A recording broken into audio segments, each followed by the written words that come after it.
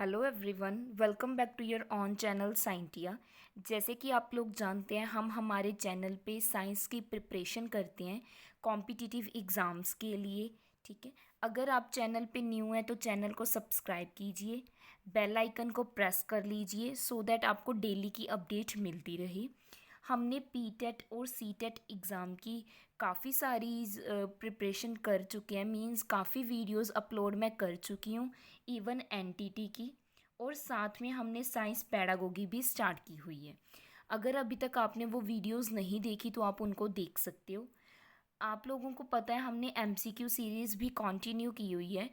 आपने पहले chapter read करना है, अच्छे से कंसेप्ट को समझना है, उसके बाद एमसीक्यूज सॉल्व करने हैं। अगर आपका कोई भी डाउट होता है तो आप ईज़िली कमेंट करके पूछ सकते हैं।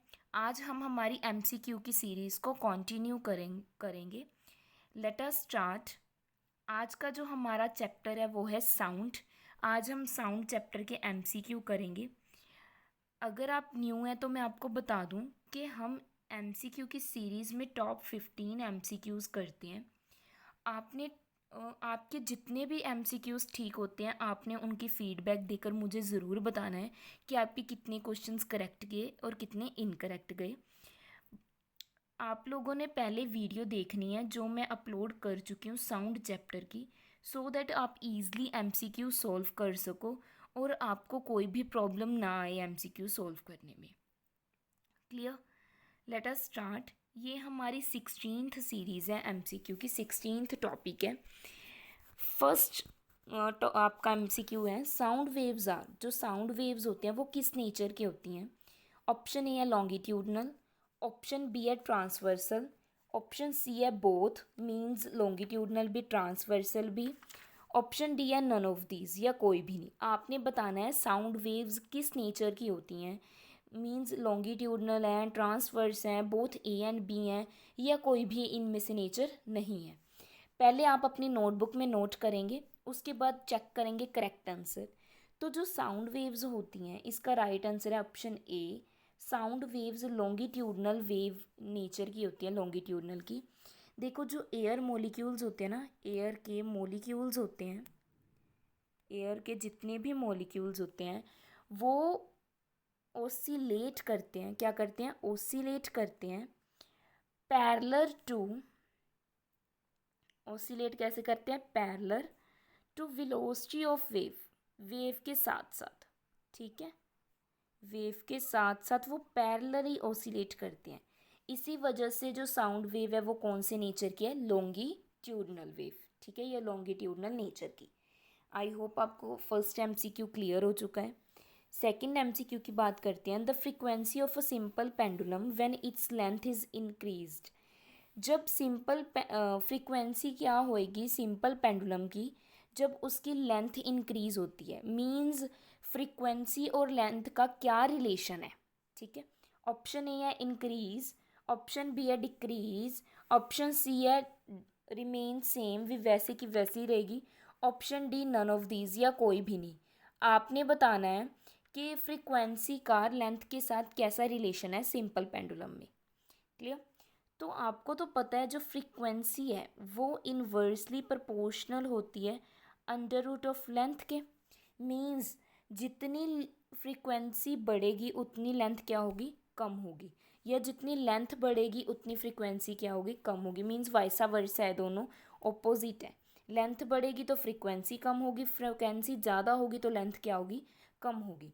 तो इसी से हम कह सकते हैं इसका राइट आंसर क्या होगा? Option B. Frequency of simple pendulum when length increase, तो फ्रीक्वेंसी क्या हो जाएगी? डिक्रीज। आई होप आपको समझ आ चुके हैं दोनों MCQs.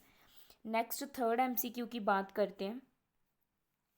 The particle which undergo maximum displacement in standing waves are called.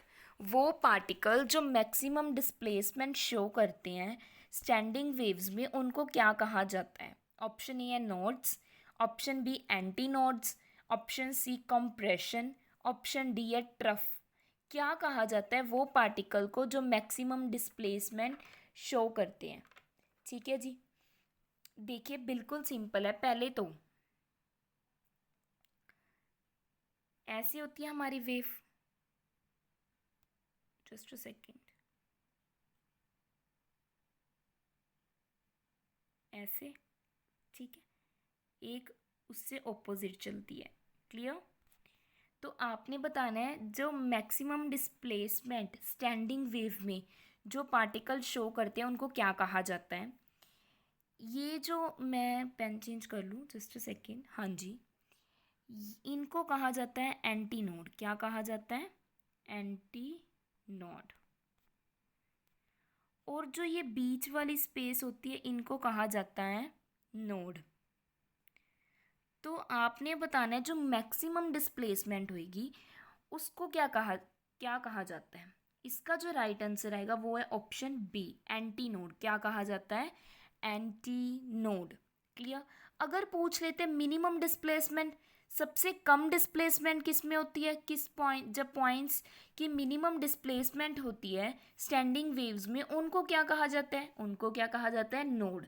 तो आपने याद रखना है जहाँ वर्ड मैक्सिमम आ गया तो एंटी नोड और मिनिमम आ गया तो नोड्स। आई होप आपके 2 एमसीक्यूज यहाँ पे क्लियर हो चुके होंगे। क्लियर? नेक्स्ट बात करते हैं फोर्थ की, velocity of sound in vacuum. Vacuum जहाँ पे एयर प्रेजेंट नहीं है वहाँ पे साउंड की वेलोसिटी क्या होगी? ऑप्शन ए है मैक्सिमम, ऑप्शन बी है मिनिमम, ऑप्शन सी है ज़ीरो, ऑप्शन डी है नन ऑफ दीज, या कोई भी नहीं। आपने वेलोसिटी बतानी है साउंड की वैक्यूम में, मीन्स जहाँ पे एयर एब्सेंट है, वैक्यूम उसी को बोलते हैं ना। ठीक है, तो इसका जो राइट आंसर है वो है ऑप्शन सी, ज़ीरो। अगर कहीं कहीं पे एयर प्रेजेंट नहीं है, मीन्स कोई भी मीडियम प्रेजेंट नहीं है, तो आप क्या है बात नहीं कर सकते किसी सामने वाले से, क्योंकि साउंड को ट्रैवल होने के लिए मीडियम की ज़रूरत पड़ती है। अगर मीडियम नहीं होगा तो साउंड आवाज़ ही नहीं आएगी किसी चीज़ की। ठीक है, तो वहाँ पे क्या है, वेलोसिटी क्या हो जाती है? ज़ीरो हो जाती है वैक्यूम पे। मीडियम का होना बहुत ज़रूरी है अगर आप साउंड की बात कर रहे हो तो। ठीक है, मैं अभी अब बोल रही हूँ, आप तक आवाज़ जा रही है, क्यों जा रही है? क्योंकि यहाँ पे एयर प्रेजेंट है। एयर क्या है? मीडियम है जो मेरे साउंड के जितने भी मैं बोल रही हूँ पार्टिकल्स को आप तक पहुँचा रहा है। क्लियर? नेक्स्ट बात करते हैं फिफ्थ एमसीक्यू की, the distance between successive particles vibrating with the same phase, phase क्या होना चाहिए? सेम, इज इक्वल टू, जो डिस्टेंस है सक्सेसिव पार्टिकल्स का वो वाइब्रेट हो रहे हैं, उनका फेज क्या है? सेम, तो उसको क्या कहा जाता है? ऑप्शन ए है वेव वेलोसिटी, ऑप्शन बी है वेव फ्रीक्वेंसी, ऑप्शन सी है वेव लेंथ, ऑप्शन डी है एम्पलीट्यूड।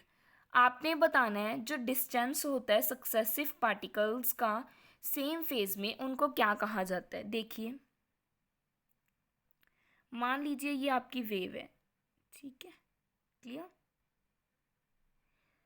डिस्टेंस पार्टिकल्स का सेम फेज, सेम फेज या तो आप नीचे वाला ले लीजिए या आप ऊपर वाला ले लीजिए। मान लो मैंने यहाँ तक ले लिया, इस पॉइंट तक, इसको क्या कहा जाता है?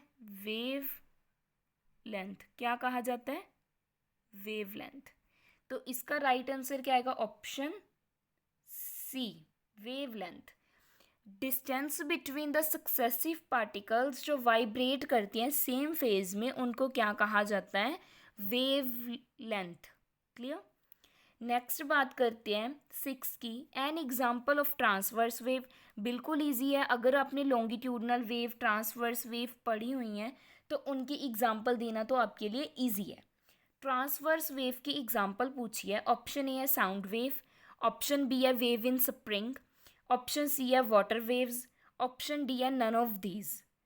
आपने बताना है कि ट्रांसवर्स वेव की एग्जाम्पल कौन सी है? Sound wave, wave in spring, जो स्प्रिंग में वेव्स होती हैं, sea water waves, D none of these, या कोई भी नहीं। आपने बताना है। ठीक है, मैंने आपको एक पीछे क्वेश्चन करवाया अभी, उसमें हमने बात की थी साउंड वेव्स की, कि साउंड वेव का नेचर कौन सा होता है। तो उसमें हमने क्या बताया था? साउंड वेव का कौन सा नेचर होता है? लॉन्गिट्यूडनल। ठीक है, कौन सा नेचर होता है? लॉन्गिट्यूडनल। तो यहाँ पे एक ऑप्शन तो कटेगी, साउंड वेव वाली तो कटेगी आपकी। तो अभी आपने क्या बताना है? वेव इन स्प्रिंग या वाटर वेव्स में, जो स्प्रिंग होता है ना हमारा, ऐसे होता है ना, ऐसे ऐसे एक चीज़ से बांधा हुआ होता है, फिर आप उसको खींचते हो, जैसे ही आप उसको खींचते हो तो वैसे ही क्या हो जाता है, फिर वो अपनी मतलब पोजीशन पे जब उसको छोड़ोगे वापस आ जाता है, ठीक है। तो स्प्रिंग भी कौन सी वेव शो करता है, लॉन्गिट्यूडनल, तो स्प्रिंग वाली भी कटेगी। रह कौन सी गई, वाटर वेव्स। देखो जो रिपल्स होते हैं वाटर के सरफेस पे, जैसे आप पत्थर मारते हो किसी पॉन्ड में तो वहाँ पे ऐसे सर्कल्स बन जाते हैं ना, रिपल्स फॉर्म हो जाते हैं, तो इसको क्या बोलते हैं हम, transverse nature, transverse wave form होती है वाटर वेव्स में। इसके अलावा option C is the right answer. इसके अलावा ट्रांसवर्स वेव किस में होती है, लाइट वेव में, रेडियो वेव में, इनमें कौन सी होती है, transverse wave. Clear. I hope आपको 6 के 6 MCQ समझ आ चुके हैं। आपके जितने भी ठीक है आप उतने मार्क्स लगा सकते हो। नेक्स्ट बात करते हैं, सॉरी, 7th MCQ की। 7th MCQ देखिए, the velocity of sound in air is independent of change in. जो वेलोसिटी होती है एयर की वो किससे इंडिपेंडेंट होती है, ऑप्शन ए है प्रेशर, ऑप्शन बी है डेंसिटी, ऑप्शन सी है टेम्परेचर, ऑप्शन डी है ह्यूमिडिटी। आपने बताना है जो वेलोसिटी ऑफ साउंड है एयर की वो किससे इंडिपेंडेंट होती है। वेलोसिटी ऑफ साउंड इंडिपेंडेंट होती है चेंज इन प्रेशर से। इसका राइट आंसर आ जाएगा option A. According to Boyle's law pressure के वेलोसिटी ऑफ साउंड क्या होती है, इंडिपेंडेंट होती है, ठीक है जी। नेक्स्ट बात करते हैं, आई होप आपको समझ आ चुका होगा, और अगर आपका गलत भी होता है तो आंसर्स को याद कर लीजिए, नोट डाउन कर लीजिए और समझ लीजिए। नेक्स्ट बात करते हैं 8th MCQ की। ये पीटेट में आया हुआ है तो ये इंपॉर्टेंट हो जाता है क्योंकि क्वेश्चंस रिपीट भी होते हैं, ठीक है। Sound waves can not travel through, sound waves किस में ट्रेवल नहीं करती हैं। ये क्वेश्चन भी हम इसके जैसा सिमिलर कर चुके हैं। ऑप्शन ए है सॉलिड, ऑप्शन बी है लिक्विड, ऑप्शन सी है वैक्यूम, ऑप्शन डी है बोथ ए एंड सी। दोनों में ट्रेवल नहीं करती, सॉलिड एंड वैक्यूम में, ठीक है। आपने राइट आंसर बताना है, पहले आप खुद नोटबुक में नोट कर लीजिए, उसके बाद चेक कीजिए करेक्ट आंसर। साउंड वेव्स किस में ट्रेवल नहीं होती हैं, इसका राइट आंसर आएगा ऑप्शन सी। देखिए कितना इजी आया हुआ है, वैक्यूम। मैंने पीछे बताया था ना एक क्वेश्चन में कि साउंड को ट्रैवल होने के लिए कोई ना कोई मीडियम की ज़रूरत पड़ती है, अगर मीडियम नहीं होगा तो साउंड ट्रैवल ही नहीं करेगी, ठीक है। तो वैक्यूम में साउंड ट्रैवल नहीं करेगी, इसका राइट आंसर है option C. Next 9th MCQ। अगर आप चैनल पे न्यू हैं तो चैनल को सब्सक्राइब कीजिए और बेल आइकन को प्रेस कर लीजिए सो दैट आपको डेली की अपडेट मिलती रहे, और फीडबैक प्लीज़ दीजिएगा सो दैट मुझे भी मोटिवेशन मिले, ठीक है, कि मैं डेली वीडियो अपडेट करूं। ये भी जो नेक्स्ट MCQ है 9th, वो भी हमारे पीटेट के एग्ज़ाम में 2015 में आया हुआ है। Loudness of sound is determined by, जो लाउडनेस होती है साउंड की वो क्या डिटरमाइन करती है। Option A amplitude of sound waves, option B wavelength of sound waves, option C frequency of sound waves, option D speed of sound waves. आपने loudness के बारे में बताना है, जो लाउडनेस होती है किसी भी साउंड की वो किससे डिटरमाइन करती है, ये आपको पता होना चाहिए। इसका राइट आंसर है option A, amplitude of sound waves. देखिए जैसे एम्पलीट्यूड बढ़ेगी, इंक्रीज होगी, वैसे वैसे जो लाउडनेस है साउंड की वो भी क्या होगी, बढ़ेगी, वो भी इंक्रीज होएगी, ठीक है जी। तो एम्पलीट्यूड रिलेट करता है किससे, लाउडनेस से, साउंड की लाउडनेस से। आई होप आपको 9 के 9 MCQ समझ आ चुके हैं। नेक्स्ट बात करते हैं, velocity of sound on the moon is, moon पे वेलोसिटी ऑफ साउंड कितनी होती है। ऑप्शन ए है 1120 फीट पर सेकेंड, ऑप्शन बी है 330 मीटर पर सेकेंड, ऑप्शन सी है 0, ऑप्शन डी है 660 मीटर पर सेकेंड। आपने किस पे बताना है वेलोसिटी ऑफ साउंड, मून पे। अब देखिए इसके जैसे भी हम एमसीक्यू कर सकें, बस थोड़े कर चुके हैं सॉरी, बट थोड़े थोड़े क्या है, वर्डिंग चेंज है, मीनिंग सेम है, बस पॉइंट पॉइंट का फ़र्क है, यही आपने याद रखना है। अगर मैं बात करूँ मून की, तो मून पे कोई भी मीडियम प्रेजेंट ही नहीं होता, आपको तो पता है मून पे एयर नहीं होती है। अगर कोई मीडियम ही नहीं होगा तो एयर ट्रैवल ही नहीं करेगी, अगर सॉरी साउंड ट्रैवल ही नहीं करेगी, अगर साउंड ट्रैवल नहीं करेगा तो उसकी वेलोसिटी क्या होगी। ठीक है, तो इसका राइट आंसर क्या हो गया, zero, option C. I hope आपको समझ आ चुका है, क्योंकि वहाँ पे मून पे एयर ही नहीं है, एयर नहीं है तो मीडियम ही नहीं है, वहाँ पे साउंड ट्रैवल नहीं करेगा, साउंड ट्रैवल नहीं करेगी तो उसकी वेलोसिटी क्या होगी, zero. Clear, got it. Next बात करते हैं 11th एमसीक्यू की। Which of the following is not true for sound waves. इनमें से ऐसी कौन सी चीज़ है जो ट्रू नहीं है साउंड वेव के लिए। ये क्वेश्चन भी पीटेट में आया हुआ है, 2013 में आया हुआ है, 2013 में आया हुआ है। देखिए आपके साथ साथ ही एग्ज़ाम के क्वेश्चन है, जो पीटेट के क्वेश्चन है वो भी क्लियर हो रहे हैं। इनमें से कौन सा साउंड वेव के रिलेटेड ट्रू नहीं है। ऑप्शन ए है sound travel faster in water than vacuum. बिल्कुल ठीक है, बिल्कुल करेक्ट है, वैक्यूम में तो ट्रेवल ही नहीं करती साउंड। ठीक है, नेक्स्ट ऑप्शन बी देखिए, high frequency of vibration increase the sound wave very much. हाँ जी, जितनी ज़्यादा फ्रीक्वेंसी होगी उतनी ज़्यादा साउंड वेव इंक्रीज होगी। नेक्स्ट सी है, हमने इनकरेक्ट बताना है, देखिए नो ट्रू है।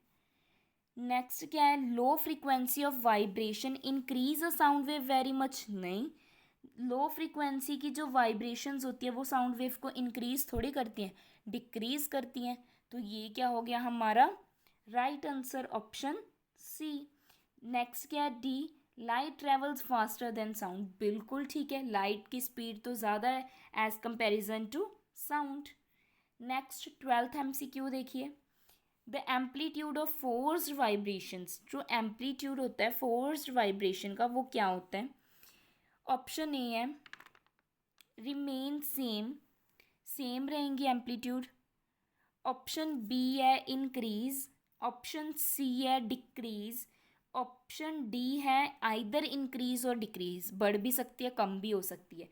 आपने क्या बताना है, एम्पलीट्यूड ऑफ फोर्स्ड वाइब्रेशन।